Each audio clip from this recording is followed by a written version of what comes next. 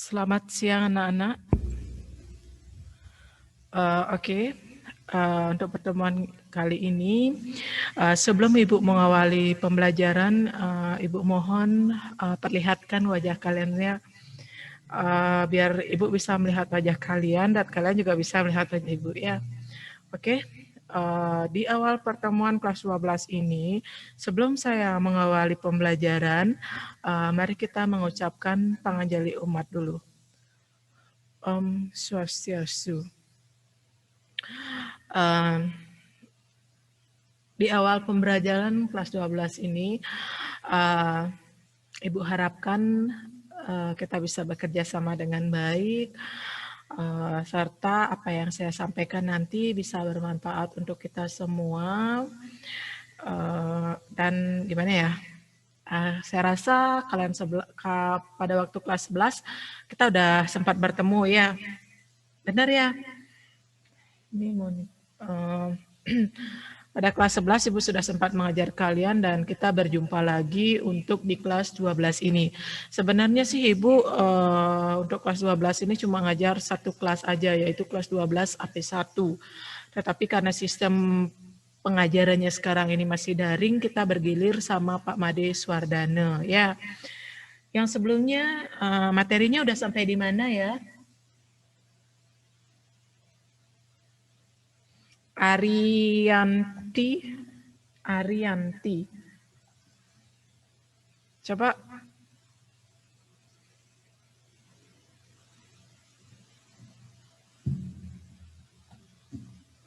partisipannya.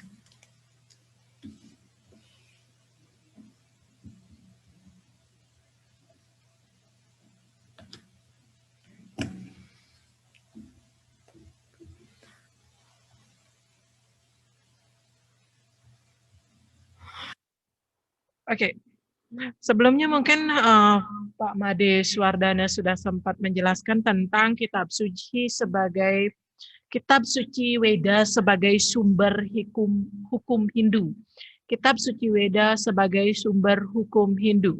Ya, oke. Sebelum kita melanjutkan ke tentang pengertian apa sih itu Weda dan yang lain-lainnya, terlebih dahulu Ibu pengen tahu dari kalian.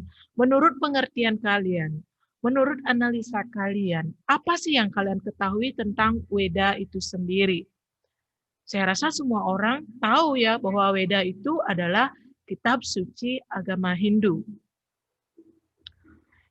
Oke, kalau menurut analisa kalian, kalau menurut pemahaman kalian, apa sih yang kalian ketahui tentang Weda itu?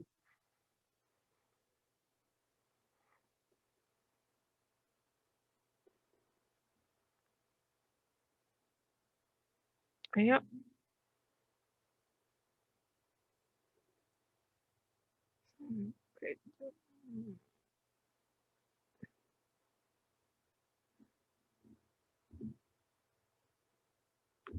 ya, dicoba dong, dijawab nak.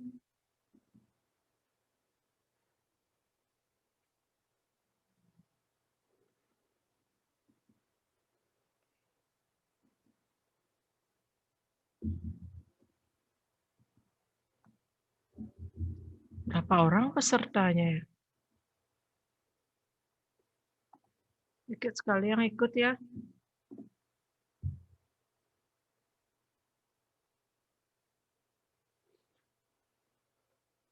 Divariani, apa yang disebut dengan Weda? Apa yang kamu ketahui tentang Weda? Divariani. Kalian bisa dengar suara Ibu? Bisa? Halo semuanya. Bisa dengar, nak?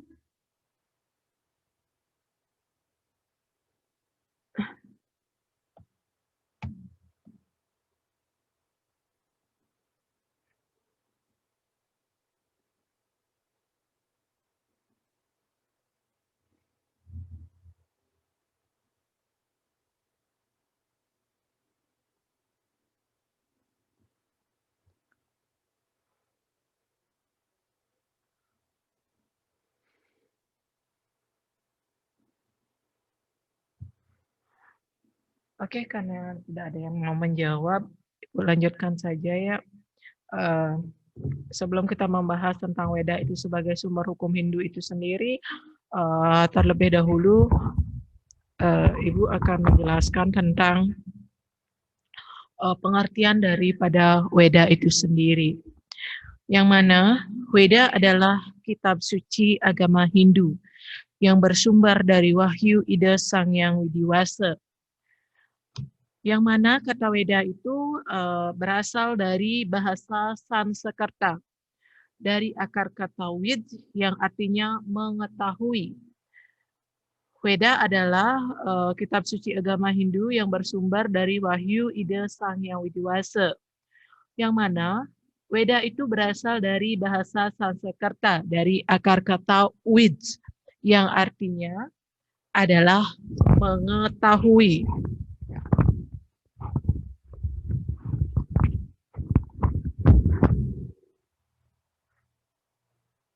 Jadi dapat diartikan bahwa Weda itu adalah pengetahuan suci tentang ketuhanan. Jadi dapat diartikan bahwa Weda itu adalah pengetahuan suci tentang ketuhanan yang dijadikan pedoman hidup bagi setiap umat Hindu. Ya, yang dijadikan yang mana Weda itu merupakan pedoman dalam kehidupan kita sehari-hari. Apapun yang kita lakukan itu pasti akan bersumber dari Weda. Kita mempercayai bahwa Weda itu ada. Ya, berarti kita juga harus meyakini bahwa apa yang kita lakukan itu, segala sesuatu yang kita lakukan itu bersumber dari Weda. Yang mana Weda itu adalah kitab suci agama Hindu yang bersumber dari Wahyu Tuhan. Oke, sekian yang dapat Ibu jelaskan tentang Weda itu sendiri. Yang mana isi daripada Weda itu sangatlah komprehensif. Yang mana dalam artian ajaran Weda itu sangat lengkap. Semua pengetahuan yang ada di alam semesta ini ada di dalam Weda. Weda juga mencangkup segala aspek kehidupan manusia. Ya, segala sesuatu itu ada di dalam Weda. Baik itu ilmu pengobatan, ilmu astronomi, itu semuanya ada di dalam ajaran Weda. Ya, nanti kita akan membahas jenis-jenis Weda itu ada apa saja sih. Terus kitab ini umpamanya kayak kitab Itihasa gitu itu juga merupakan bagian terkecil dari Weda, yang mana Itihasa itu merupakan yang isinya adalah tentang cerita-cerita kuno kepahlawanan. Terus ada juga lah yang namanya Purana, itu juga merupakan bagian salah satu dari Weda, yang mana Purana itu isinya adalah tentang cerita-cerita kuno pada zaman dahulu. Yang mana kitab Itihasa cerita-cerita kuno pada zaman dahulu mungkin seperti Mahabharata dan Ramayana. Ya, oke, itu sekilas tentang Weda itu sendiri. Yang sekarang akan Ibu jelaskan adalah hukum Hindu. Hukum Hindu itu adalah sebuah tata aturan yang membahas aspek kehidupan manusia secara menyeluruh, yang menyangkut tata keagamaan, mengatur antara hak dan kewajiban manusia, baik sebagai individu maupun sebagai makhluk sosial, dan aturan manusia sebagai warga negara atau tata negara. Yang kedua, kehadiran hukum Hindu dimulai dari adanya sebuah perdebatan di antara para tokoh agama. Pada saat itu, berbagai tulisan yang menyangkut hukum Hindu merupakan perhatian khusus bagi para maharsi terhadap pembinaan umat manusia.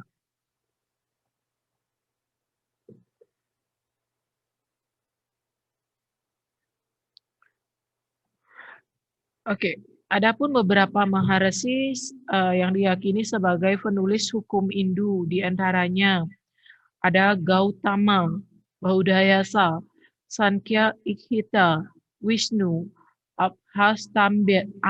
Abhastamba, Harika, Wikana, Paitinasi, Usanama, Kasyapa, Barhaspati, dan Manu. Adapun aliran hukum Hindu diantaranya adalah aliran Yajnavalkya yang disusun atau yang ditulis atau yang dihimpun oleh Yajnavalkya itu sendiri. Itu juga ada di dalam buku paket kalian ya. Silakan dibuka buku paketnya. Silakan dibuka buku paket kalian, ada pada halaman 3. Ada yang disebut dengan aliran Midhaksara, yang mana itu juga dihimpun oleh Wijnaneshwara. Aliran Midhaksara, yang mana aliran tersebut dihimpun atau disusun oleh Wijnaneshwara. Yang ketiga, ada yang disebut dengan aliran Dayabaga. Aliran Dayabaga ini dihimpun atau disusun oleh Himutawahana. Ya, itu dia aliran hukum Hindu. Ada 3. Yang selanjutnya,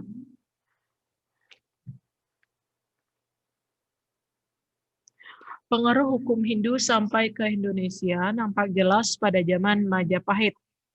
Ya, kerajaan Majapahit itu adalah kerajaan yang terbesar di seluruh Nusantara. Tetapi kerajaan Majapahit itu merupakan salah satu kerajaan Hindu yang terbesar di seluruh Nusantara pada waktu zamannya itu. Tapi sekarang mayoritas Hindu itu hanya bisa kita jumpai di Bali saja. Ya, mayoritas orang yang beragama Hindu hanya bisa kita jumpai di Bali, padahal pada masanya itu Hindu itu adalah penganut Hindu itu pada zaman kerajaan Majapahit itu merupakan kerajaan yang terbesar yang bercorakkan Hindu, ya. Terus yang kedua, yang mana hukum Hindu dikembangkan menjadi sumber ajaran Dharma bagi masyarakat Hindu di masa penyebaran agama Hindu ke seluruh pelosok negeri. Aliran yang mempengaruhi hukum Hindu di Indonesia yang paling dominan adalah Midhaksara dan Dayabaga. Yang mana aliran yang mempengaruhi hukum Hindu di Indonesia paling dominan itu adalah aliran Midhaksara dan Dayabaga. Ya, bisa digarisbawahi anak ya. Ini Ibu carikan poin-poinnya saja biar kalian tidak terlalu susah nanti mengembangkan materinya. Oke, yang selanjutnya hukum tata negara dan tata praja serta hukum pidana yang berlaku adalah sebagian besar merupakan hukum yang bersumber pada ajaran Manawa Dharma Sastra. Ya, Manawa Dharma Sastra ini juga merupakan salah satu kitab suci agama Hindu. Yang selanjutnya, hukum itu berfungsi sebagai pengendalian. Hukum itu berfungsi sebagai pengendalian sosial agar tercapai ketertiban. Yang mana ketertiban itu adalah merupakan syarat pokok dalam masyarakat agar ketertiban ini bisa tercapai. Maka diperlukan adanya kepastian hukum di dalam sebuah masyarakat, sehingga mampu menciptakan masyarakat yang tenang, tentram, damai, adil, sejahtera, dan bahagia. Ya, dimanapun kita berada, tidak akan pernah terlepas dari yang namanya aturan. Bayangkan saja, kalau hidup kita tanpa aturan, berarti setiap orang akan bebas melakukan segala sesuatu sesuai dengan kehendaknya. Benar nggak? Sama halnya dengan sekarang. Di masa pandemi ini, kalau kita tidak dibuatkan aturan, harus menerapkan protokol kesehatan dengan menerapkan 5M. Apa itu 5M? Memakai masker, mencuci tangan, apalagi ya,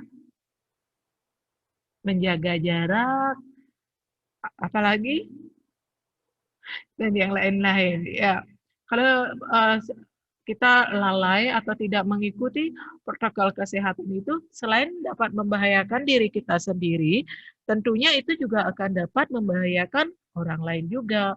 Oleh sebab itu, pemerintah membuatkan kita sebuah peraturan. Apalagi sekarang, yang awalnya katanya tahun ajaran baru, kita udah bisa belajar PTM lagi, belajar tatap muka lagi, kembali seperti dulu kala. tapi kenyataannya beda lagi. Ya, justru pandemi ini kayaknya semakin parah.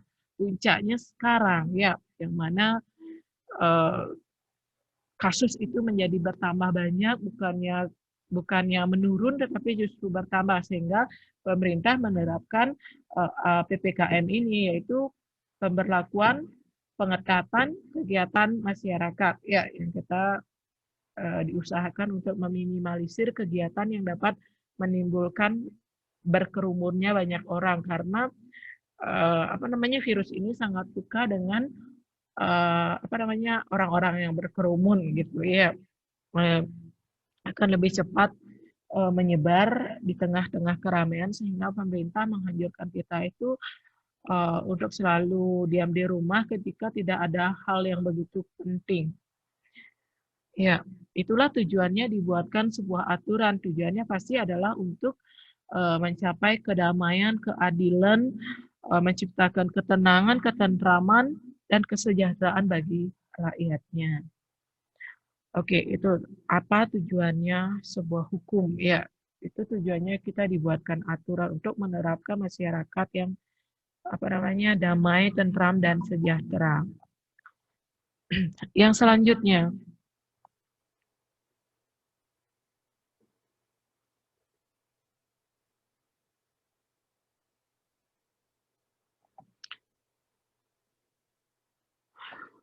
unsur-unsur yang terpenting dalam peraturan-peraturan hukum memuat dua hal.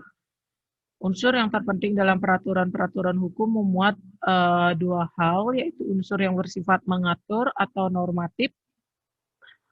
Ada juga unsur yang bersifat memaksa atau referensif. Yang namanya aturan pasti sedikit memaksa. Benar nggak? Seperti contohnya sekarang. Saya mendapat jadwal ngajar jam 12.35. Dari kemarin itu hujan udah nggak turun-turun, udah nggak henti-hentinya. Ya, dari kemarin pagi hujan itu nggak henti-hentinya. Tetapi demi menjalankan sebuah kewajiban, hujan badai pun harus saya lalui agar bisa saya mengajar kalian. Karena itu adalah sebuah peraturannya. Tugas guru adalah mengajar, memberikan materi. Ya kan, hujan apapun harus saya lalui karena kalian sudah menunggu di sana dan saya wajib memberikan kalian materi. Itu adalah sebuah aturan, contoh aturan yang normatif, yang mengatur dan sekaligus memaksa. Sama halnya seperti kalian, aturannya memaksa. Ngelah paket, harus ngelah biar bisa kita ikut belajar daring. Memaksa kan jadinya, benar nggak, Nak? Ya, sama halnya semalam. Ibu udah kehabisan paket, mau keluar juga nggak bisa, hujan. Mau nelpon juga nggak bisa. Mau gimana caranya gitu ya? Paket habis berarti saya nggak bisa mengerjakan tugas sama seperti kalian. Ya terpaksa saya ngebon dulu, minta tolong sama keponakan untuk nelpon yang jual pulsa untuk mengirimkan dan sampai sekarang masih ngebon gitu jadinya ya. Oke, mungkin hal itu dialami oleh kebanyakan orang. Itu contohnya unsur-unsur yang bersifat memaksa atau referensif. Ya, mau tidak mau harus. Ya, oke, bisa dipahami. Yang selanjutnya, umat Hindu yang juga merupakan warga negara Indonesia, mereka harus tunduk pada dua kekuasaan, yaitu hukum yang bersumber pada perundang-undangan negara, seperti Undang-Undang Dasar dan Undang-Undang Peraturan Pelaksanaan. Kalau yang tadi mungkin normatif itu berkaitan dengan keagamaan, seperti umpamanya Purnama Tilem, kalau kita itu bekerja pasti kita sedikit dipaksa untuk selalu memakai pakaian adat. Itu yang berkaitan dengan agama, normatif dan apa tadi?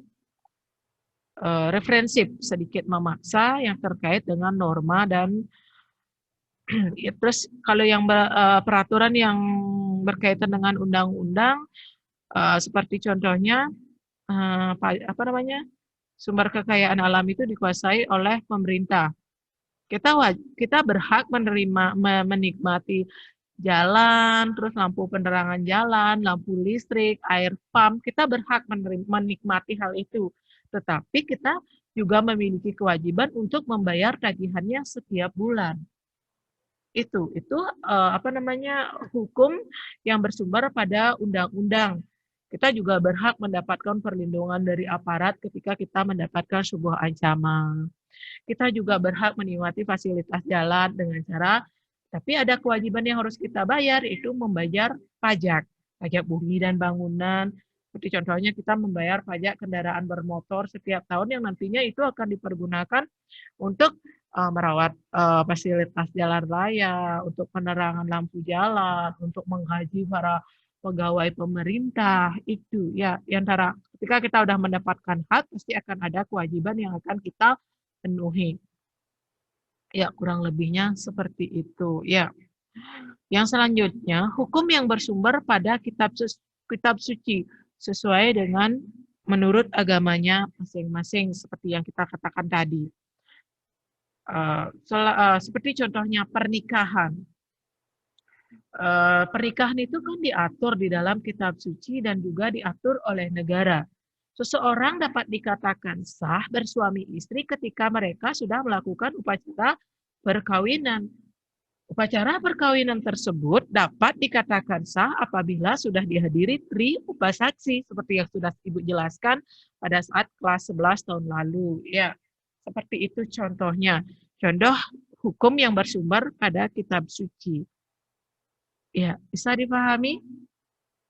Itu bedanya ya, kalau yang berkaitan dengan kitab suci berarti keterkaitannya dengan agama. Sebuah pernikahan dapat dikatakan sah apabila mereka sudah melakukan upacara perkawinan. Sebuah upacara perkawinan dapat dikatakan sah apabila mereka telah melaksanakan upacara mekalan-kalan. Oke, kurang lebihnya seperti itu, yaitu hukum yang bersumber pada kitab suci agama Hindu. Yang selanjutnya, sumber-sumber hukum Hindu. Yang mana hukum Hindu berasal dari Weda Shruti dan Weda Smriti. Hukum Hindu dapat kita kelompokkan menjadi dua kelompok, yaitu yang pertama ada yang disebut dengan kelompok Wedanga atau batang tubuh Weda. Yang dapat dikatakan kelompok Wedanga adalah kitab Siksa, Wiyakarna, Canda, Nirukta, Yultisa, dan Kalpa. Itu yang bisa dikatakan atau dikelompokkan ke dalam batang tubuh Weda.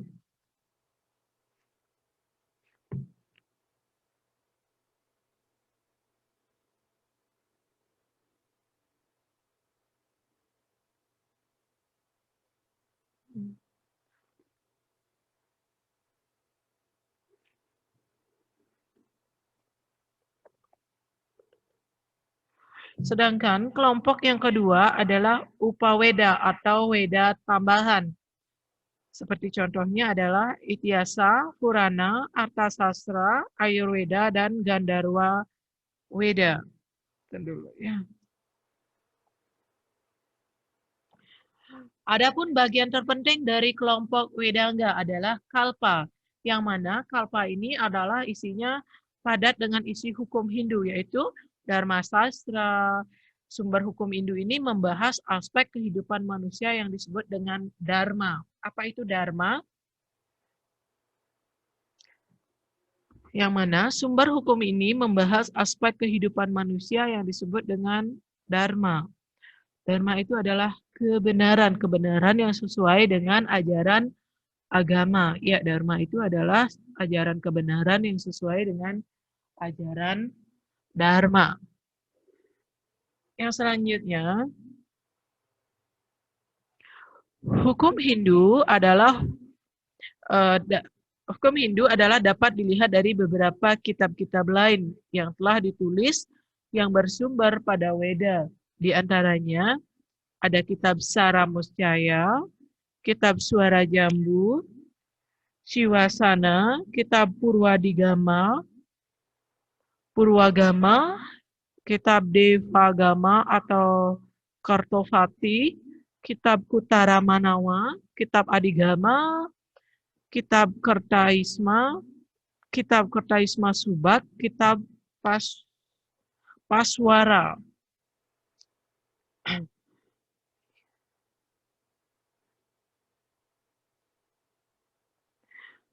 Di antara bidang-bidang hukum Hindu ini, sesuai dengan sumber hukum Hindu yang paling terkenal adalah Manawa Dharma Sastra yang mengambil sumber dari ajaran Manawa Dharma Sastra yang paling tua.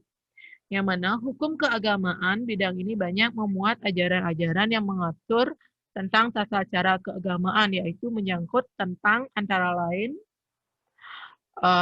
di sini yang diatur adalah tentang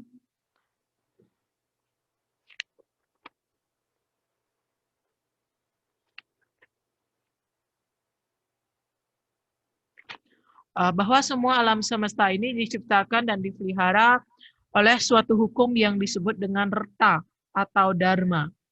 Yang mana yang dimaksud dengan reta atau dharma ini adalah hukum yang bersifat pasti. Ya, hukum reta itu adalah hukum alam yang bersifat pasti dan semua orang akan mengalaminya. Lahir, hidup, mati, pasti semua orang akan mengalami hal itu. Setelah kita lahir, pasti kita akan menjalani kehidupan. Setelah kita menjalani kehidupan, pasti kita akan kembali ke alam asal kita. Ya, panca mahabhuta kita akan kembali lagi dengan cara kematian itu. Ya. Yang selanjutnya, ajaran-ajaran yang diturunkan bersifat anjuran dan larangan yang semuanya mengandung konsekuensi atau akibat atau sanksi atau hukum sebab akibat. Ajaran-ajaran yang diturunkan dalam Weda itu bersifat larangan yang semuanya mengandung konsekuensi atau akibat. Seperti contohnya, ilmu hitam itu memang ada. Dan itu merupakan anugerah dari Dewi Durga. Iya, tetapi sesungguhnya bagaimana kita menggunakan ilmu hitam tersebut gitu ya. Kalau kita ingin menjalankannya sesuai dengan ajaran agama, bisa saja ilmu yang kita miliki itu akan dapat menolong orang dari kesakitan. Seperti contohnya para balian yang ngobat-ngobatin atau nambah-nambahin. Tapi di sisi lain itu juga ada balian yang menjalankan ilmu hitam, yaitu gimana ya orang yang sengaja menyakiti orang lain. Tetapi tidak semudah itunya, nah ya, umpamanya seseorang itu ingin menyakiti kita, setidaknya kita memiliki kesalahan terhadap dia, baru kita bisa disakiti. Kalau kita nggak punya salah terhadap mereka, tidak semudah itu mereka dapat menyakiti kita. Ya, itu yang disebut dengan ajaran-ajaran yang diturunkan bersifat anjuran. Sama halnya seperti ini, nah, ketika kita rajin mengikuti pembelajaran Asungkara, kita bisa menjawab semua soal-soal yang diberikan oleh guru dan nilai kita pun akan bagus gitu. Itu akibatnya. Karena kita selalu rajin mengikuti pembelajaran, akibatnya pasti kita akan bisa menjawab soal-soal dengan baik dan akan mampu memperoleh nilai yang besar. Tapi begitu pula sebaliknya, ketika kita malas untuk belajar, untuk ke sekolah, maka nilai yang akan kita dapat itu pasti kurang. Itu yang disebut dengan hukum sebab akibat. Sama halnya, ketika kita di jalan raya suka ngebut, suka trek-trekan, suka balapan, pasti akibat yang akan diterima mungkin aja kita jatuh dan akan membuat kita cedera seumur hidup atau cacat seumur hidup. Mungkin patah tulang atau gimana gitu ya yang membuatkan cedera kita seumur hidup. Karena itu karena apa yang kita lakukan itu pasti akan ada sanksi. Ya, sanksi atas apa yang kita lakukan, karena itu disebut dengan hukum sebab akibat. Yang selanjutnya, tiap-tiap ajaran mengandung sifat yang relatif, yaitu dapat disesuaikan dengan zaman atau waktu dan di mana tempat dan kedudukan hukum itu dilaksanakan, dan absolut berarti mengikat dan wajib hukumnya dilaksanakan. Ajaran Weda itu bersifat relatif, artinya yaitu dapat disesuaikan dengan desa kala patra. desa di mana tempat kita berada. Kalau sesuai dengan waktu, patre sesuai dengan tradisi di tempat itu. Itu disebut dengan desa Kalepatre. Makanya Banten di tempat yang satu dengan Banten di tempat yang lain itu belum tentu sama. Karena itu disesuaikan dengan desa Kalepatrenya atau desa adatnya. Ya, namanya contohnya kalau sekarang mungkin lagi pada musim ngaben gitu.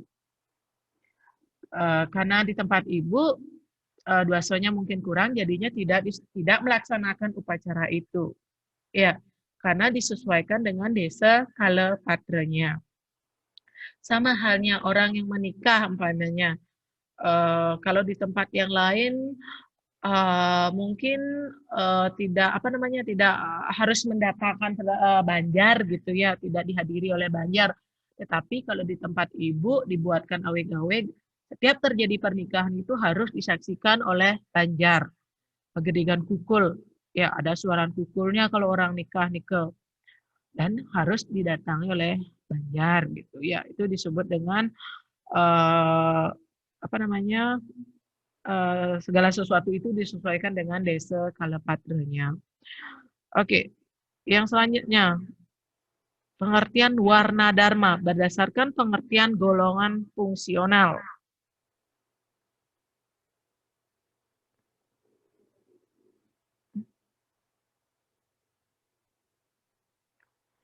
Pengertian warna dharma berdasarkan pengertian golongan fungsionalnya dapat dibedakan menjadi dua, yaitu bidang hukum kemasyarakatan, yang mana bidang ini banyak memuat tentang aturan atau cara hidup bermasyarakat satu dengan yang lainnya. Atau sosial dalam bidang ini banyak diatur tentang konsekuensi atau akibat dari sebuah pelanggaran atau lebih dikenal dengan hukum perdata atau pidana. Yang selanjutnya, hukum tata kenegaraan, yang mana bidang ini banyak memuat tentang tata cara bernegara, di mana terjalin hubungan warga masyarakat dengan negara sebagai pengatur tata pemerintahan yang juga menyangkut hubungan dengan bidang keagamaan.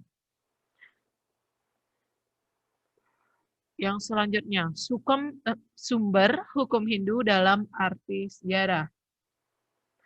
Sumber hukum dalam arti sejarah adalah peninjauan dasar-dasar hukum yang dipergunakan oleh para ahli sejarah dalam menyusun dan meninjau pertumbuhan suatu bangsa, terutama di bidang politik, sosial, kebudayaan, hukum, dan lain-lain, termasuk berbagai lambang negara. Yang selanjutnya, hukum sejarah dokumen tertua yang memuat pokok-pokok hukum Hindu. Yang pertama adalah Weda Suti, yaitu Rigveda itu sendiri. Dalam sejarah pertumbuhan, hukum Hindu muncullah kitab Dharma Sastra yang merupakan kitab undang-undang murni dibandingkan kitab Shruti. Dalam Vedanga, Dharma Sastra dinyatakan sebagai bagian dari kitab Kalpa Sutra. Oke, untuk bagian untuk hari ini sekian yang dapat Ibu sampaikan. Semoga apa yang saya sampaikan bisa bermanfaat untuk kalian dan kita semua. Karena ini udah menunjukkan jam 13:11 pembelajaran kita akhiri karena ini udah lewat 1 menit nih.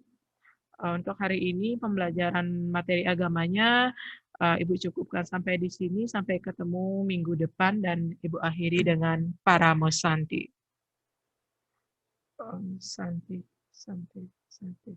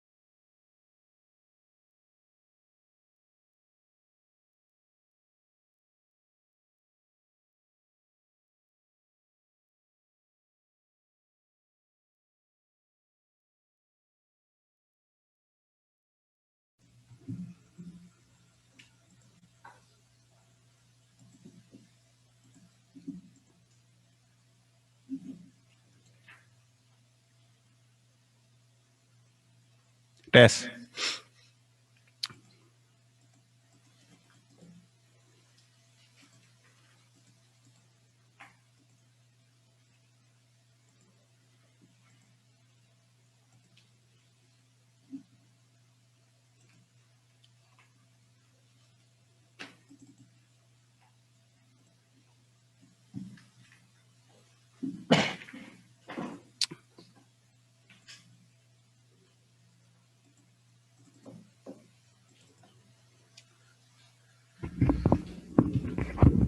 Siswa kelas 12 semua yang Pak banggakan, selamat siang semua.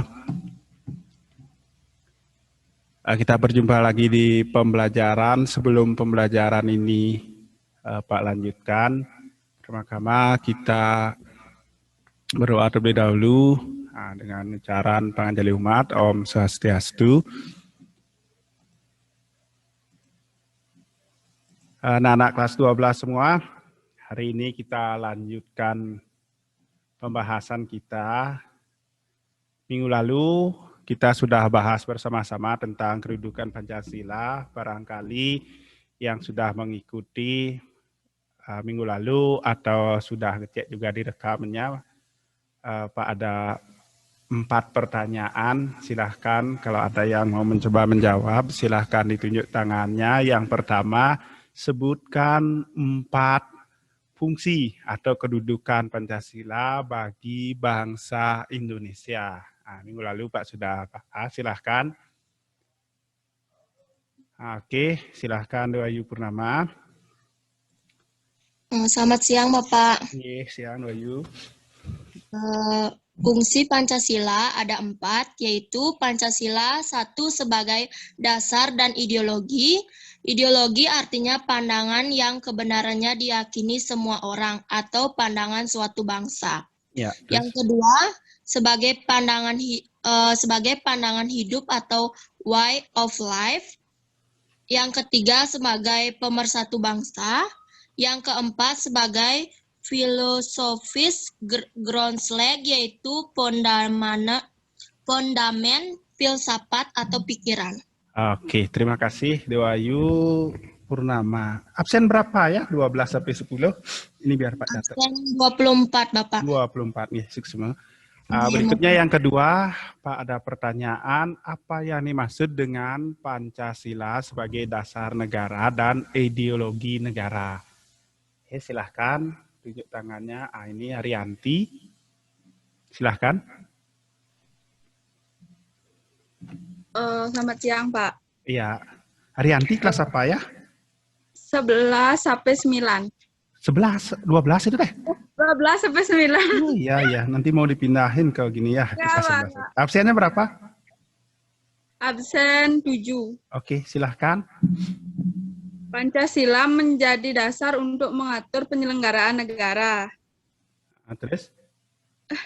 Lagi satu.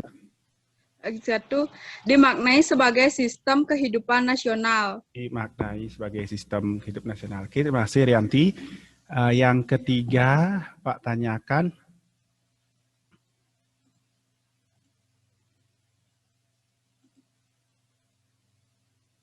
Siapa yang bisa menyebutkan Pancasila yang tercatat atau berdasarkan Piagam Jakarta? Atau biar gampang, ada yang bisa menyebutkan bunyi dari Piagam Jakarta. Piagam Jakarta itu Jakarta Charter ya. Silahkan tunjuk tangannya.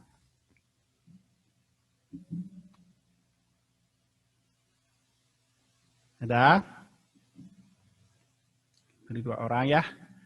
Silahkan yang Pak tanyakan yang ketiga, bagaimana bunyi Jakarta Charter atau bagaimana bunyi Piagam Jakarta?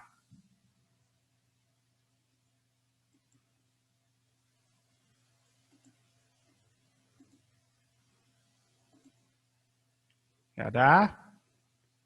Oke, kalau nggak ada Pak lanjut ke pertanyaan yang, ada, Febriani. Febriani silahkan. Selamat siang, Pak. Ya, Febriani apa berapa ya? 12 sampai 11. Ya. Isi Piagam Jakarta yaitu ketuhanan dengan kewajiban menjalankan syariat Islam bagi pemeluknya, kemanusiaan yang adil dan beradab, persatuan Indonesia, kerakyatan yang dipimpin oleh hikmat kebijaksanaan dalam permusyawaratan perwakilan, dan keadilan sosial bagi seluruh rakyat Indonesia. Oke, terima kasih Febriani. Berikutnya yang Pak tanyakan,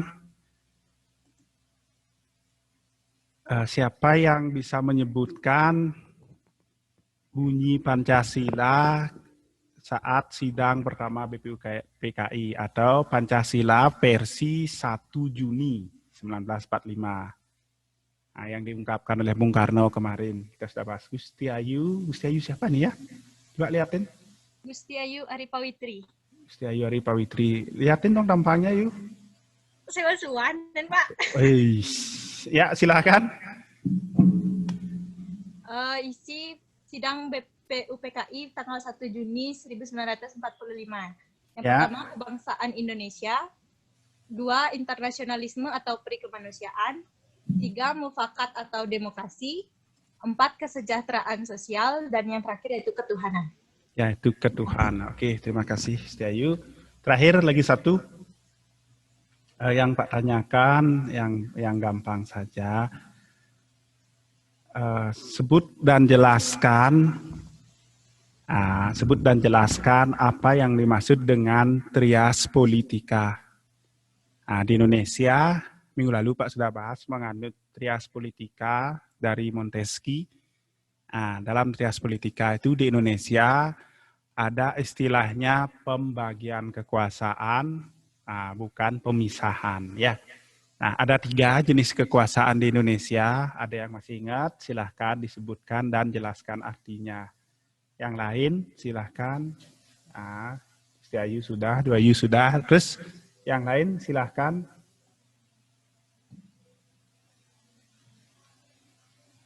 Tidak ada? Oke, ini ada. Febri sudah. Lagi satu, silahkan. Ada? Yuk. Nggak ada ya?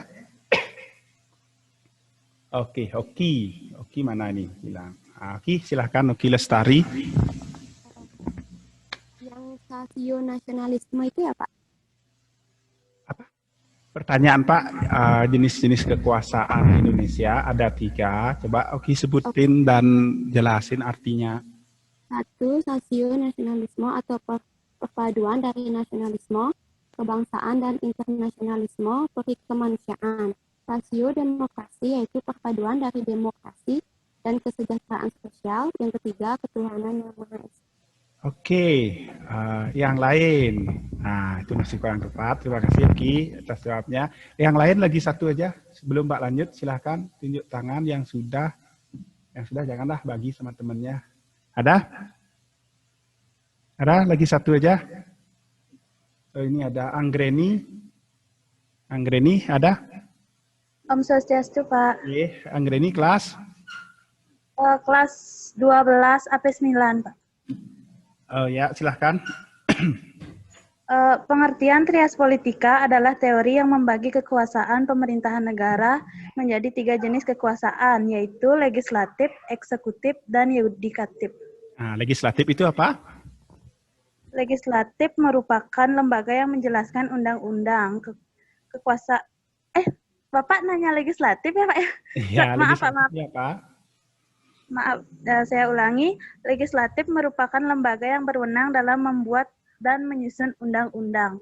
Kekuasaan legislatif dipegang oleh parlemen yang menjadi perwakilan rakyat. Terus yang kedua?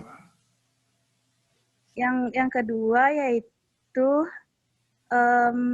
eksekutif. Ya. Kekuasaan eksekutif merupakan lembaga yang melaksanakan undang-undang. Kekuasaan eksekutif dipimpin oleh seorang kepala negara, bisa berupa presiden, perdana menteri, atau raja. Oke, terakhir. Yang terakhir yaitu yudikatif. Kekuasaan yudikatif merupakan lembaga yang memiliki kekuasaan dan kewenangan untuk mengontrol seluruh lembaga negara yang menyimpang atas hukum yang berlaku pada negara tersebut. Lembaga yudikatif. Itu aja. Terima kasih, Kang Reni. Sudah ya, Pak. Semua. anak-anak, itu yang minggu lalu kita sudah bahas. Nah, sekarang silahkan anak-anak perhatikan, kita lanjut ke materi berikutnya. Nah, sekarang Pak akan ngomongin gitu ya, atau Pak akan bahas bersama-sama dengan anak-anak hak dan kewajiban warga negara.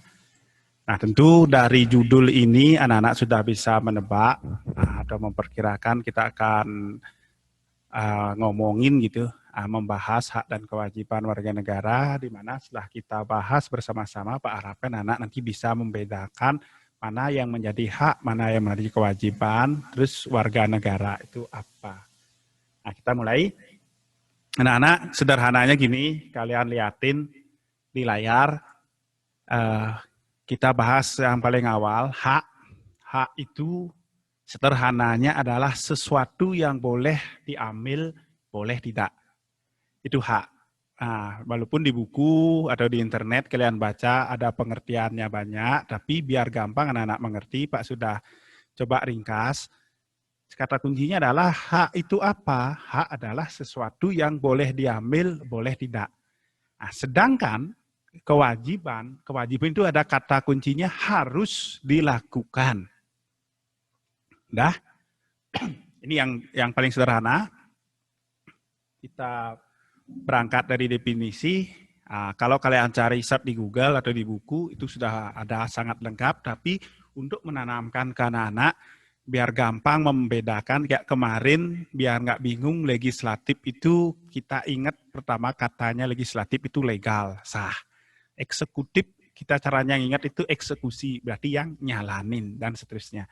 Sekarang, di hak dan kewajiban, hak adalah sesuatu yang boleh diambil, boleh tidak. Lawannya adalah kewajiban. Kalau kewajiban itu harus, ada kata harus dilaksanakan. Antara hak dan kewajiban itu harus seimbang. Yang namanya seimbang, ada dua posisi, kanan kiri, istilahnya sama posisinya, itulah namanya seimbang. Kalau haknya lebih besar dari kewajiban, yang kejadian tersebut akan merugikan orang lain. Nah, kemudian kalau kewajiban yang lebih besar daripada hak, yang rugi siapa? Ya kita sendiri. Itu paham ya? Oke. Nah, Pak tanya satu pertanyaan. Ada nggak yang bisa nyebutin contoh hak dan kewajiban kalian di rumah? Silahkan tunjuk tangannya. Contoh hak, contoh kewajiban. Satu saja. Nah, dari pengertian ini kayaknya sudah tahu kalau hak itu boleh diambil, boleh tidak. Kalau kewajiban itu harus dilakukan. Sekarang yang Pak tanyakan, ada nggak yang bisa ngasih contoh satu saja hak itu contohnya apa? Silahkan Bayu. Bapak, menurut saya hak itu adalah jika kita mendapatkan uang jajan, dan kewajiban itu adalah menghormati orang tua. Menghormati orang tua, kemudian mengambil pekerjaan di rumah ya. Oke, terima kasih Bayu. Uang jajan contohnya itu adalah hak anak-anak. Boleh diambil, boleh enggak. Coba kita pikir sama-sama, uang jajan dari orang tua, mau diambil? Boleh. Enggak diambil juga enggak apa-apa, senang orang tuanya gitu kan. Kewajiban harus dilakukan. Kemudian, yang paling bawah, kalian lihat di layar, Pak sudah tulis, hak yang kita miliki dibatasi oleh hak orang lain dan tidak boleh mengganggu hak orang lain. Ya, jadi kita sudah bahas seperti itu. Pertama, hak tadi pengertiannya sudah, contoh sudah. Yang paling sederhana di rumah adalah hak itu adalah bekal masuk, uang jajan. Uang jajan kalau diambil boleh, enggak diambil juga boleh, kan gitu kan. Kalau kewajiban yang harus diambil, harus dilaksanakan. Kemudian hak dan kewajiban juga harus seimbang, itu Pak tekankan. Jika haknya lebih besar dari kewajiban, yang dirugikan adalah orang lain. Jika kewajibannya yang lebih besar dari hak, yang rugi adalah diri sendiri. Yang paling bawah, anak-anak, hak yang kita miliki dibatasi oleh hak orang lain dan tidak boleh mengganggu hak orang lain. Pak kasih contoh yang sederhana banget, mudah-mudahan anak-anak bisa ngerti. Setiap manusia memiliki mata. Karena dia memiliki mata, maka semua manusia itu berhak untuk melihat. Betul kan?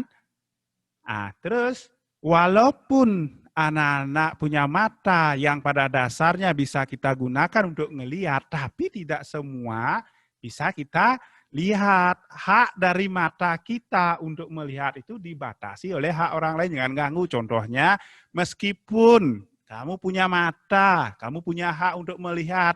Pak tanya, boleh nggak saya ngelihat orang lagi mandi? Nggak boleh. Itu dibatasi oleh hak orang lain, hak privasi namanya. Nah, jangan mentang-mentang punya mata bisa untuk melihat, saya punya hak melihat, semua saya lihat. Nah, walaupun kamu punya hak untuk melihat, ya kamu nggak boleh melihat orang sedang mandi. Itu dibatasi hak privasi. Atau istilahnya contoh-contoh yang lain lagi, gitu ya. Berikutnya, Pak lanjut. Sekarang kamu perhatikan, hak dan kewajiban tadi sudah, sekarang kita bahas warga negara. Pertama, warga negara itu citizen. Ya, warga negara itu diserap dari bahasa Inggris atau diturunkan dari bahasa Inggris, yaitu kata citizen yang mengacu city itu kayak hotel, kayak apa? City kota, ya. Nah, asalnya atau terjemahan warga negara itu dari citizen atau dia mempunyai arti petunjuk sebuah kota. Nah, ya. Kemudian warga negara juga dapat diartikan sebagai anggota dari organisasi yang namanya negara. Orang-orang yang ada di negara itulah namanya warga negara. Ya, paham ya? Jadi lihat warga negara itu serapan atau asalnya dari sebuah kata dalam bahasa Inggris citizen. Ya, citizen atau mempunyai arti sebuah kota gitu. Nah, petunjuk sebuah kota. Orang-orang yang diam di internet, netizen. Orang-orang yang diam di kota-kota itu mereka sebutnya citizen. Nah, kemudian warga negara itu diartikan sebagai anggota dari negara. Jadi kita akan bahas ada warga negara, ada rakyat, ada penduduk, kira-kira bedanya apa gitu antara ketiganya. Berikutnya, kalian lihat, suatu negara dikatakan sebagai subjek hukum internasional harus memiliki warga negara. Pak punya pertanyaan, barangkali yang masih ingat, sebutkan syarat-syarat berdirinya suatu negara. Ada yang masih ingat? Ini kan kelas 10 ya. Syarat-syarat berdirinya sebuah negara. Biasanya ada 4 syarat utama. Ada?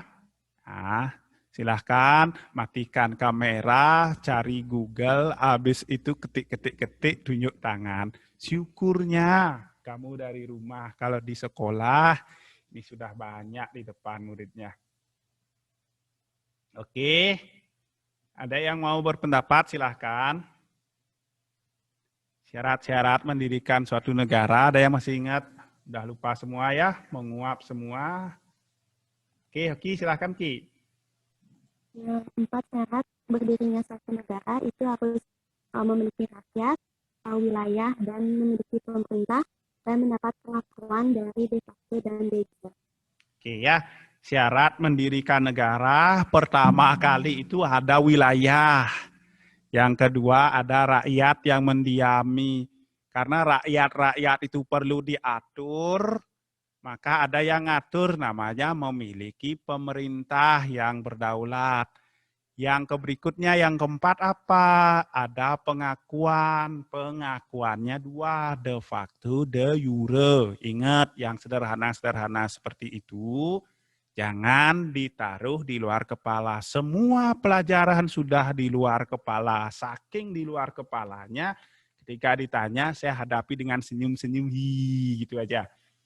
Nah, Itu salah satu syarat mendirikan negara, ada rakyat yang berkumpul itulah kemudian nanti dikenal dengan warga negara. Nanti kita bahas lagi, lihat di layar, warga negara itu adalah unsur hakiki, unsur pokok yang memiliki hak dan juga memiliki kewajiban. Bagi siapa? Bagi negara dan dijamin undang-undang. Nah itu poinnya. Kalian adalah warga negara, kalian adalah bagian dari Indonesia, karena bagian dari Indonesia, kalian memiliki hak dan kewajiban. Nah, nanti ada yang ngatur, ada pasal-pasalnya, nanti ke belakang kita bahas. Berikutnya, warga negara itu dilindungi oleh undang-undang. Kalau di Indonesia itu dilindungi oleh undang-undang. Lihat. Ada kata melindungi segenap bangsa Indonesia dan seluruh tumpah darah Indonesia. Nah, jadi itu sudah jelas sekali, negara melindungi segenap bangsa. Ya. Kemudian berikutnya, Undang-Undang Dasar kita dengan tegas menyatakan siapa yang menjadi warga negara. Ini tolong diingat atau diberi perhatian, apa yang dimaksud dengan warga negara kalau dilihat dari Undang-Undang Dasar 1945, mungkin kalau minggu depan Pak tanya, menurut Undang-Undang Dasar 1945, warga negara itu apa? Nah, kalau menurut Undang-Undang Dasar 1945, warga negara ialah orang-orang bangsa Indonesia asli, dan orang-orang bangsa lain yang disahkan dengan undang-undang sebagai warga negara. Warga negara asli gimana? Bapaknya Indonesia, ibunya Indonesia, begitu lahir anaknya warga Indonesia. Nanti kita bahas di belakang. Kemudian ada juga dikemukakan bahwa warga negara rakyat yang menetap di suatu wilayah tertentu dalam hubungan dengan negara.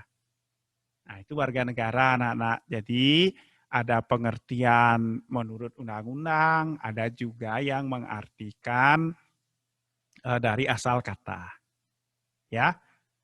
Nah, berikutnya. Ini poin-poinnya.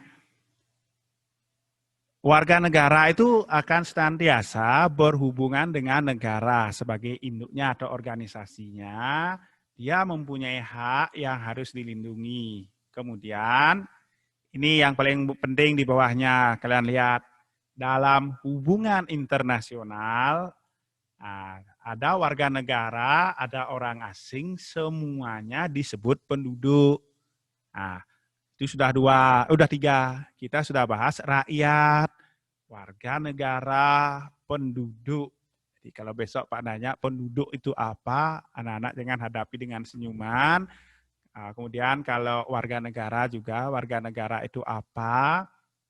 Silahkan, tadi Pak sudah bahas. Rakyat juga sudah ada. Dilihat ya.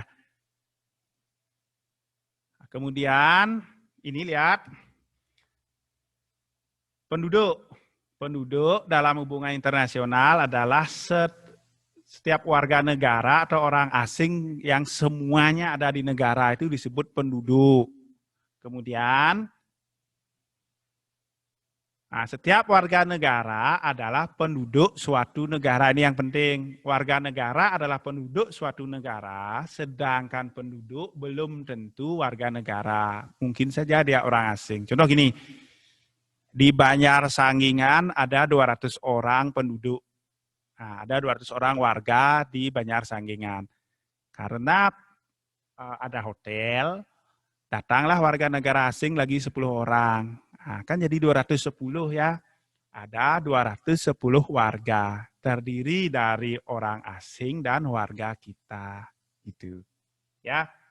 Kemudian ini juga ada penduduk suatu negara mencakup warga negara dan orang asing yang memiliki hubungan berbeda negara. Seperti tadi, ya tamu, Nike dia termasuk boleh dikatakan sebagai penduduk ketika dia diam di villa atau di hotel, dia adalah penduduk sementara. Gitu. Nah, itu kurang lebih anak-anak. Kemudian ini perhatikan, Setiap warga negara mempunyai hubungan tidak terputus walaupun berada di luar negeri. Siapa tahu suatu saat nanti anak-anak setelah tamat bekerja di luar negeri, kalian tetap dilindungi oleh negara. Meskipun kalian tidak berada di negara Indonesia, sedang berada di luar negeri. Tidak terputus. Kemudian, setiap warga negara yang berdaulat berhak untuk menentukan sendiri syarat-syarat menjadi warga negara. Di belakang ada syarat-syarat warga negara. Jadi yang paling penting, walaupun kalian nanti berada di luar negeri, kalian tetap berhubungan dengan Indonesia, dengan negara kita. Tidak terputus gara-gara kalian berada di luar negeri. Tetap sebagai warga negara Indonesia. Gitu maksudnya. Nah, ini lagi 2 slide saja, karena singkat sekali, 35 menit itu sangat singkat, apalagi kita jarak jauh, kalau di kelas kan 70 menit ya. Nah, kalian lihat, syarat-syarat warga negara ada 2. Nah, syarat-syarat menjadi warga negara ada 2. Pertama, jus soli. Ya. Nah, jus soli itu dari kelahiran.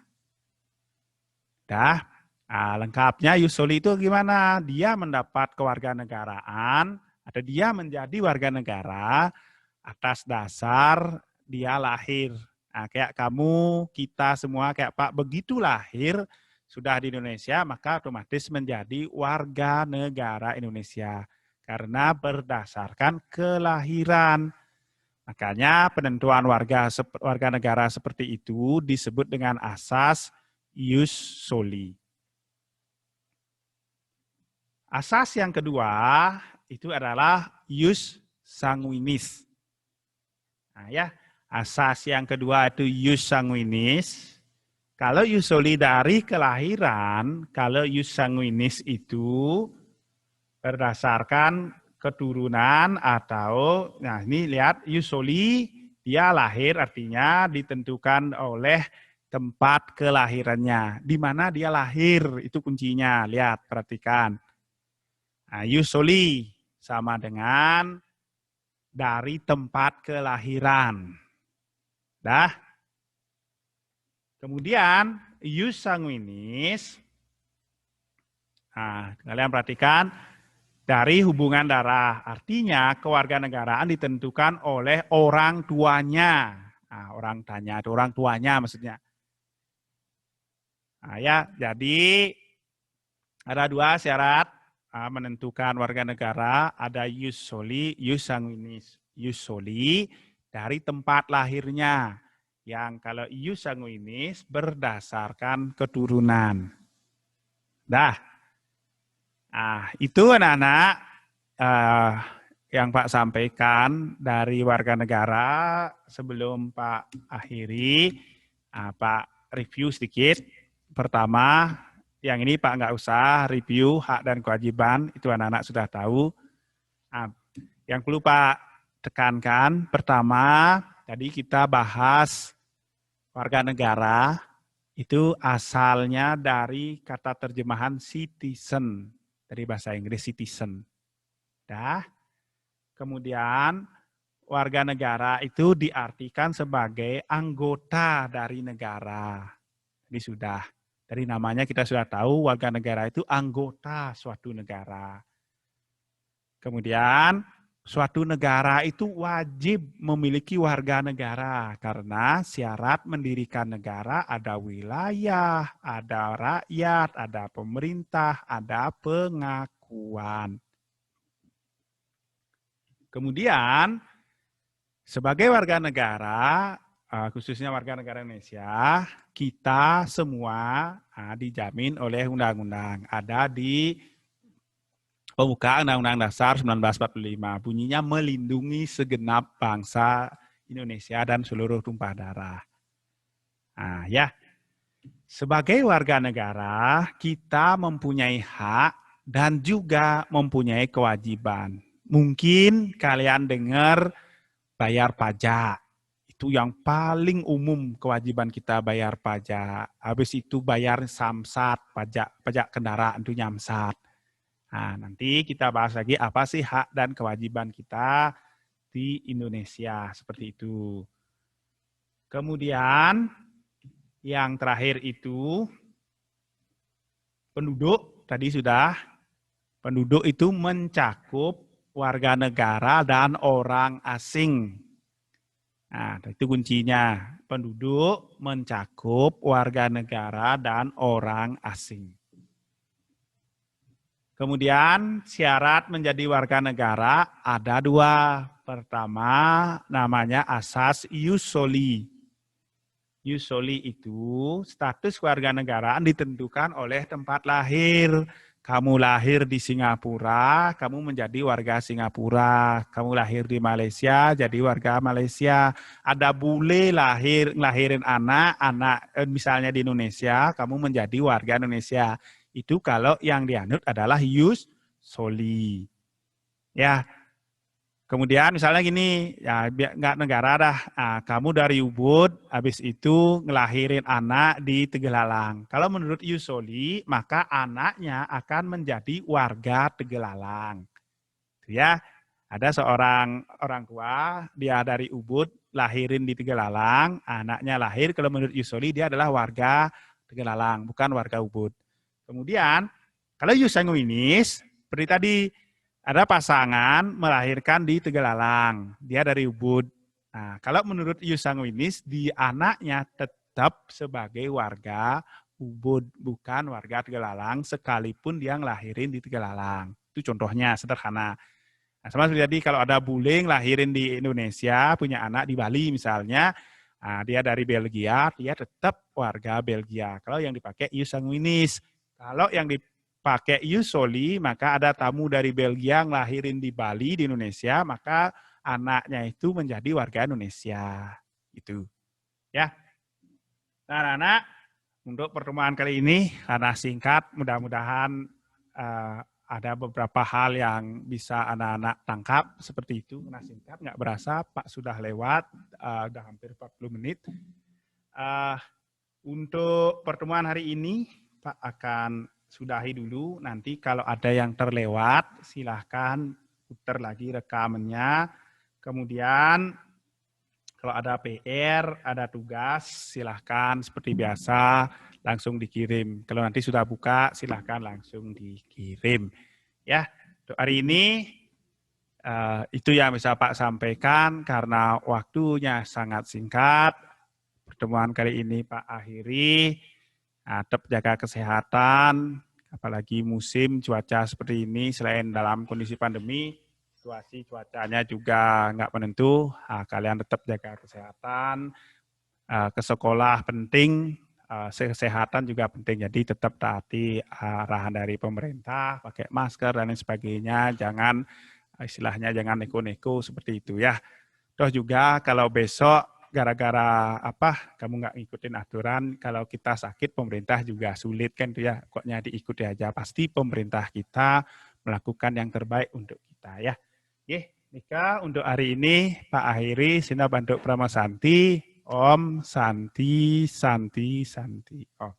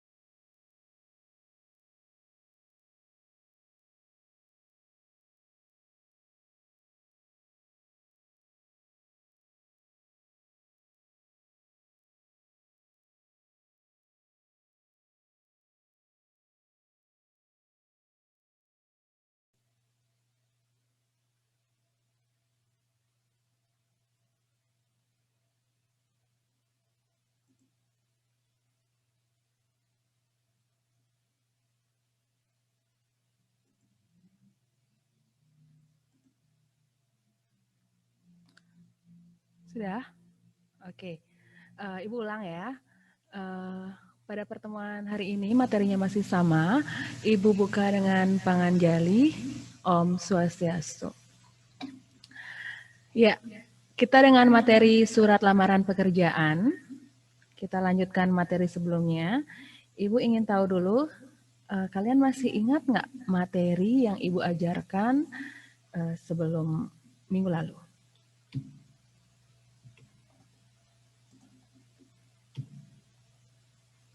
Oke, kompetensi dasarnya adalah mengidentifikasi isi dan sistematika surat lamaran pekerjaan yang dibaca, dan yang kedua adalah menyajikan simpulan, sistematika, dan unsur-unsur surat lamaran, baik lisan ataupun tulisan. Untuk mengidentifikasi isi dan sistematika, sudah kita minggu lalu, dan sekarang adalah menyajikan simpulan dari sistematika dan unsur-unsur isi surat lamaran, baik lisan ataupun tulisan. Adapun tujuan pembelajaran kita pada sore hari ini adalah melalui kegiatan belajar dari rumah dengan model pembelajaran Discovery Learning, peserta didik mampu mengidentifikasi hal-hal penting dalam surat lamaran pekerjaan. Yang kedua adalah mendata isi dan sistematika surat lamaran pekerjaan. Dan yang terakhir adalah menyampaikan simpulan sistematika dan unsur isi surat lamaran pekerjaan, baik lisan ataupun tulisan.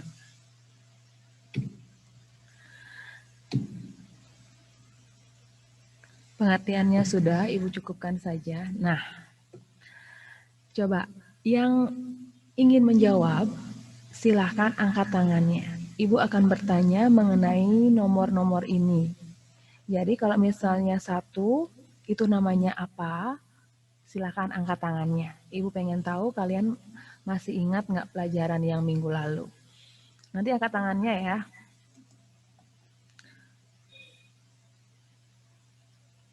Ibu akan tanya nomor 1.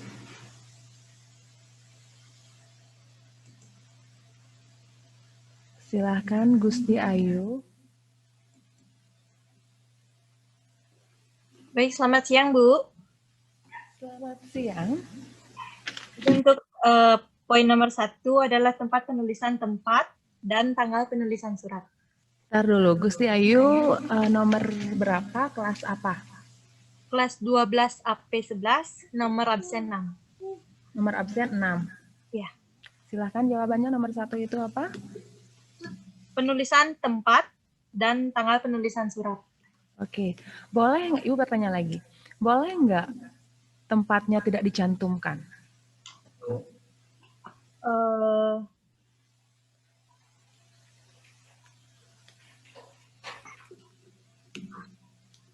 Harus berisi tempatnya, Bu, karena di bawah kan tidak ada lagi penulisan alamat dari agar si penerima surat tahu di mana alamat orang yang mengirimkannya surat. Oke, karena tidak ada kop suratnya, jadi perlu dicantumkan tempat pembuatan surat. Oke, terima kasih Gusti Ayu, benar ya. Berikutnya, silahkan yang mau menjawab nomor 4. Nomor 4. Silakan Diva Riani. Selamat siang, Bu. Siang. Nomor 4 adalah tempat penulisan alamat surat. Nomor berapa? Kelas apa? Nomor 6, kelas 12 AP10. Oke, silakan Diva Riani. Nomor 4 itu nomor apa? 4 adalah tempat penulisan alamat surat. Alamat surat. Oke.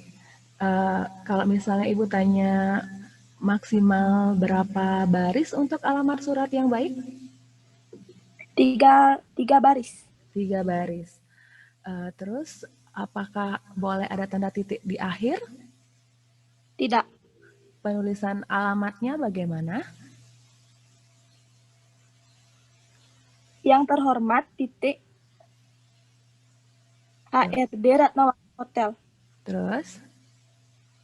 Jalan Raya Sanggingan, 100, Campuan, Ubud, dengan kode pos 80. Oke. 71. Penulisan jalan bagaimana?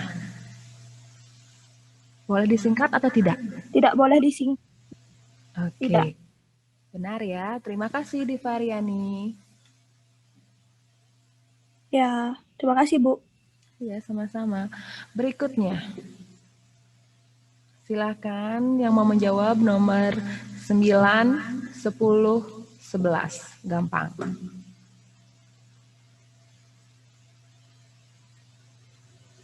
Sembilan, 10, 11.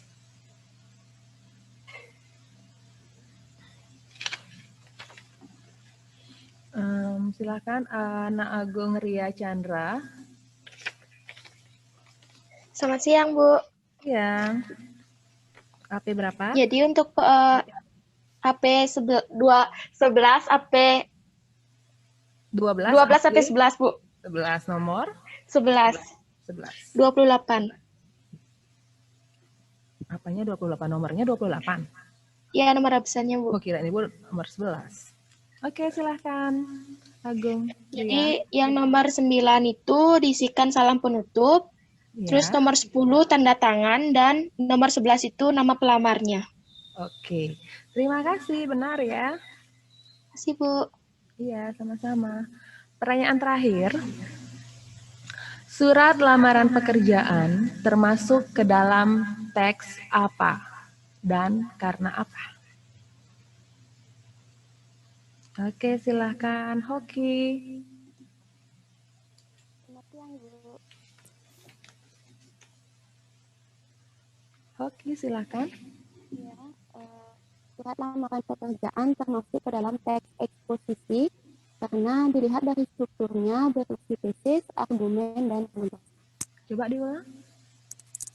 Surat lamaran pekerjaan termasuk ke dalam teks eksposisi karena dilihat dari strukturnya ada tesis, argumentasi, dan penegasan. Iya, benar ya. Hoki nomor AP berapa? 12 AP6, nomor absen 20. 20. Iya. Terima kasih Hoki. Benar ya. Surat lamaran pekerjaan termasuk ke dalam teks eksposisi. Karena apa?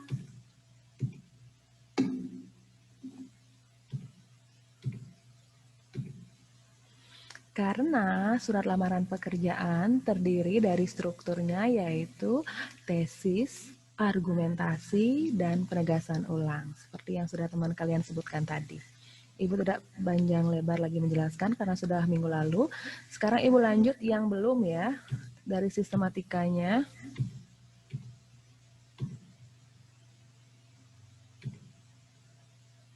Oke, kita lanjut ke salam pembuka.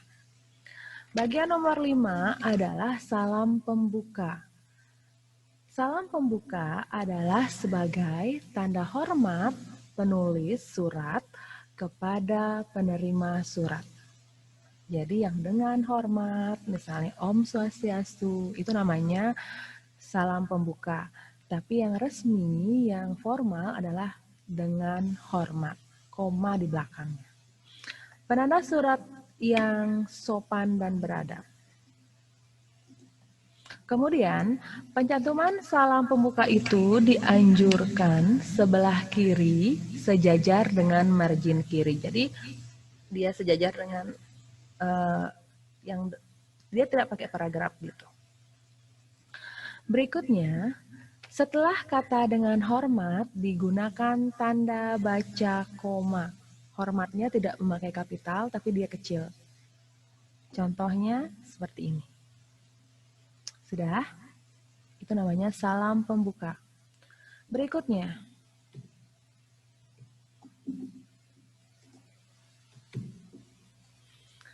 Berikutnya adalah alenia pembuka. Alenia pembuka sama dengan paragraf pembuka. Alenia pembuka sebaiknya menggunakan bahasa yang baik dan sopan agar pihak atau instansi yang membacanya tidak tersinggung. Alinea pembuka biasanya berisi 1. Pernyataan umum. Yang kedua adalah sumber lowongan pekerjaan. Jadi di mana kalian tahunya, misalnya dari surat kabar, dari website, atau dari memang dari perusahaan itu sendiri, boleh. Nah, contoh alinea pembuka seperti ini, bisa kalian lihat. Setelah membaca iklan Bapak atau Ibu yang diumumkan pada harian Kompas, nama hariannya menggunakan kapital. Kemudian, 2 Maret 2018. Dengan ini, lanjutkan. Atau bisa juga, setelah membaca iklan yang dimuat di harian ini, yang menyatakan bahwa perusahaan Bapak membutuhkan seorang tenaga administrasi. Saya yang bertanda tangan di bawah ini. Identitas kalian habis itu. Ini adalah contoh alinea pembuka. Sudah? Berikutnya, setelah alinea pembuka, ada isi surat. Isi surat ini adalah berisi identitas dari pelamar pekerjaan. Nama, tempat tanggal lahir, agama, alamat, nomor HP. Kalau yang sekarang biasanya email gitu. Pokoknya yang mendukung identitas kalian bisa diisi di sini. Nomor HP ini penting untuk menghubungi kalian kalau misalnya kalian diterima atau bagaimana. Nah, penulisannya. Dalam penulisan identitas, nama, tempat, agama, alamat, nomor HP, ataupun email, ini menggunakan huruf kecil di depannya. Sudah? Kemudian, isi surat berisi juga, selain identitas, berisi juga maksud dan tujuan dari pelamar. Maksud dan tujuan merupakan keterangan tentang alasan pengirim atau pelamar pekerjaan menulis surat. Dia mau melamar di bagian apa? Itu maksud dan tujuannya. Kemudian yang ketiga, isi surat itu juga berisi mengenai menyatakan lampiran. Pelamar harus memenuhi lampiran yang diminta oleh perusahaan tersebut atau instansi tersebut. Kemudian, pada setiap perincian digunakan tanda baca titik, koma. Dan pada akhir lampiran digunakan tanda baca titik. Yang menyatakan lampiran contohnya seperti ini. Fotokopi ijazah terakhir yang sudah dilegalisir, titik koma. Fotokopi kartu tanda penduduk, titik koma. Kemudian fast foto ukuran 3x4 2 lembar. Mohon maaf, Ibu lupa titiknya. Titik terakhir. Kalau sudah terakhir yang diminta, itu titik. Penulisannya juga menggunakan huruf kecil.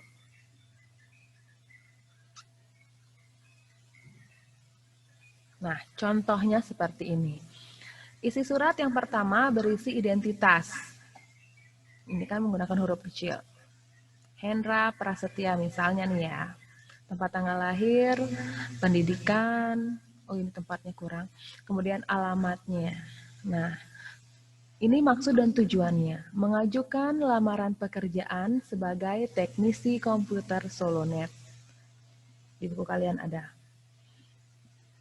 Kemudian, ini lampirannya.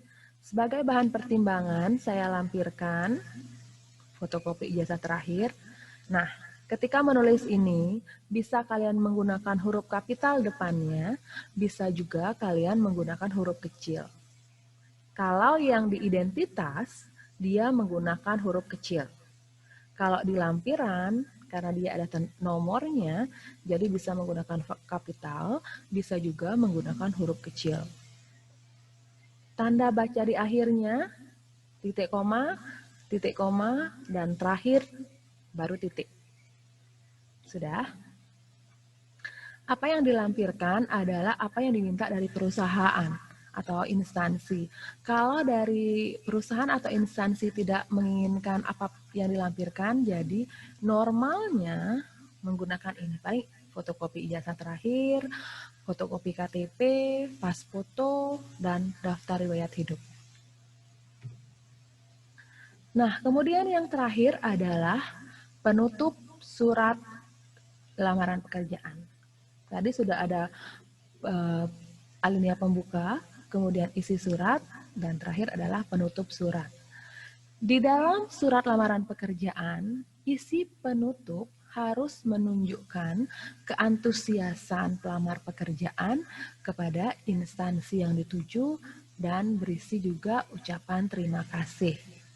Nah, yang mana namanya keantusiasan ini? Demikian surat lamaran pekerjaan ini saya buat. Besar harapan saya, itu namanya keantusiasan. Karena besar keinginan dari pelamar untuk dapat menjadi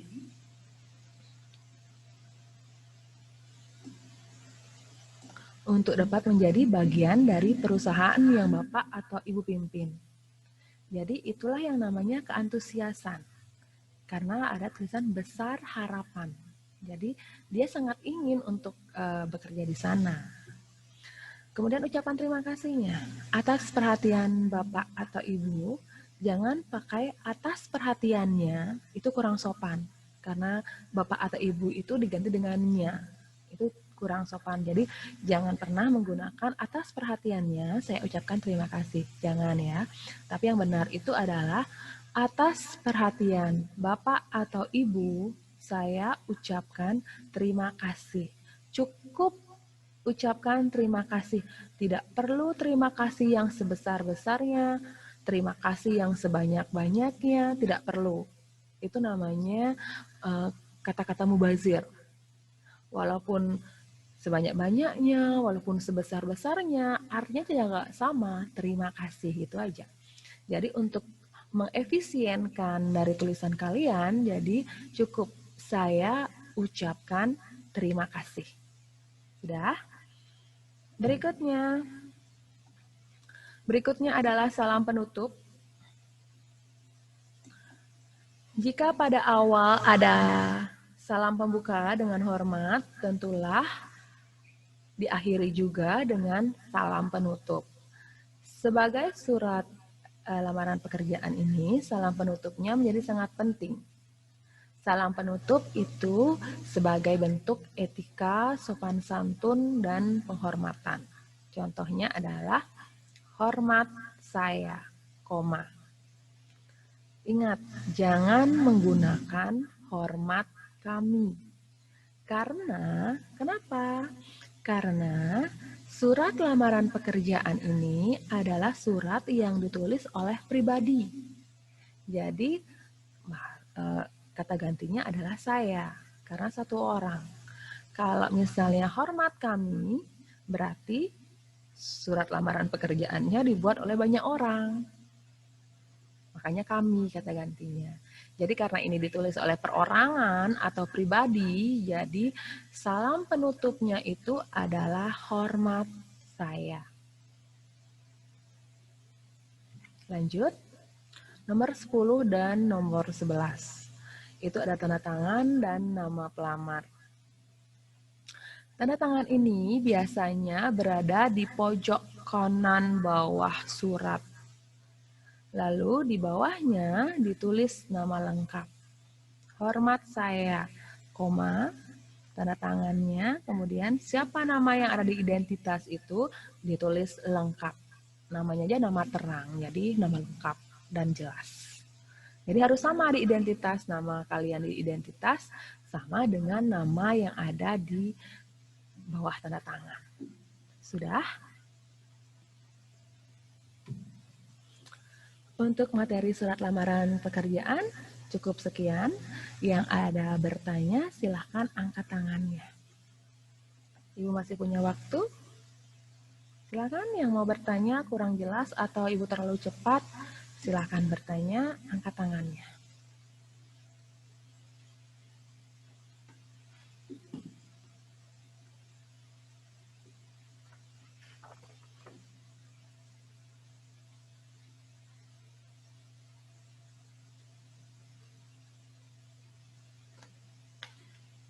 Oke, silakan ada yang bertanya. Dewa Ayu Purnama. Selamat siang, Bu. Selamat siang. Saya mau bertanya di bagian ke-7, yaitu isi surat.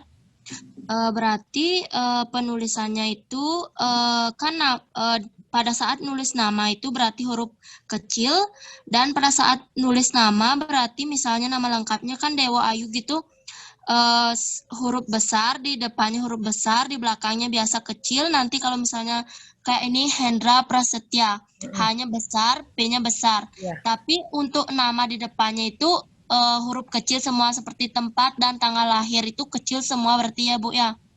Iya, depannya yang kecil. Oh gitu. Terus untuk alamatnya itu jalannya di sini boleh disingkat ya, Bu ya? Boleh, kalau di identitas, alamat di identitas boleh disingkat menjadi jalan, JL atau JLN gitu. Tapi kalau yang di penulisan alamat surat, tidak boleh. Ya. Ada lagi? Itu saja, Bu. Terima kasih. Dewayu nomor berapa? Kelas apa? Kelas 12 AP10, nomor 24. 24. Oke, terima kasih Dewayu. Ya, terima kasih kembali. Berikutnya, ada yang mau bertanya? Silakan.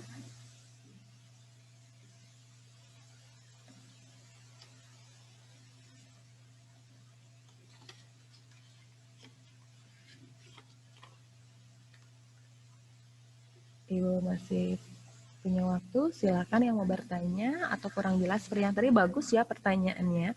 Dalam isi surat atau identitas, bagian nama, tempat, pendidikan, alamat itu menggunakan huruf kecil. Mohon maaf, ini L-nya Ibu besar. Kecil harusnya. Kalau di sininya, di namanya itu sesuai dengan, misalnya kalau buat nama hanya huruf depannya kapital. Misalnya bulan itu Januarinya besar, J-nya depannya, SMK itu besar, kemudian buat jalan boleh disingkat dalam identitas. Tapi kalau dalam penulisan alamat tidak boleh. Silakan ada yang bertanya? Kalau tidak ada yang bertanya, Ibu yang bertanya. Tidak ada ya, Ibu yang bertanya. Nah, silahkan temukan kesalahannya dan perbaiki langsung. Yang bisa silahkan angkat tangannya.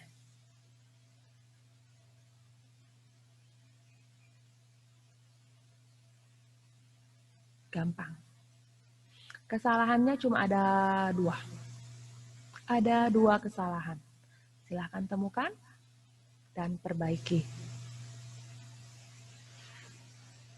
Ingat ya, sebelum menjawab, sebutkan nama, sebutkan kelas dan nomor absen. Silakan Gusti Ayu.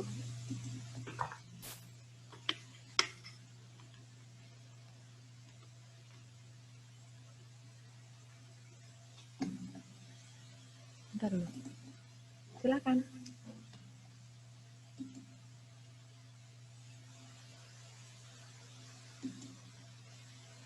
Sudah ada Ayu? Gusti Ayu?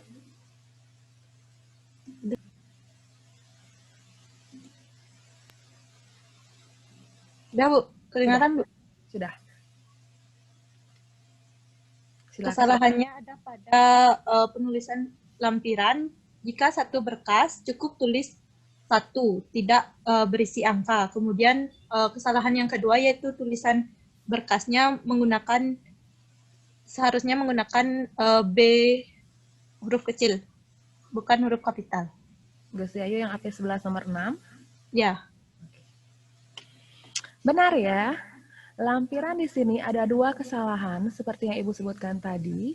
Yang pertama, penulisan 1 tidak boleh menggunakan angka. Ini tidak ada. Ini juga nggak perlu kurung jadinya. Cukup 1, S-A-T-U. S-nya menggunakan kapital. Kesalahan yang kedua pada penulisan berkas. B di sini menggunakan huruf kecil harusnya. Sudah? Oke, karena waktunya sudah habis, 14.20. Iya benar. Ibu akan simpulkan, surat lamaran pekerjaan termasuk ke dalam teks eksposisi karena strukturnya terdiri dari tesis, argumentasi, dan penegasan. Surat lamaran pekerjaan terdiri dari sistematikanya, ada kurang lebih 11, mulai dari tempat dan tanggal penulisan surat, kemudian ada perihal, kemudian ada lampiran, alamat yang dituju, kemudian ada salam pembuka, kemudian alenia pembuka, kemudian isi surat, ada penutup surat, dan di pojok kanan bawah ada salam penutup, tanda tangan, dan terakhir adalah nama terang. Penulisannya juga sudah Ibu jelaskan tadi. Jadi itu saja yang perlu kalian perhatikan dalam penulisan surat lamaran pekerjaan. Baiklah, terima kasih atas partisipasi kalian semua, dan Ibu akhiri dengan Pranama Santi. Om Santi, Santi, Santi, Om. Terima kasih.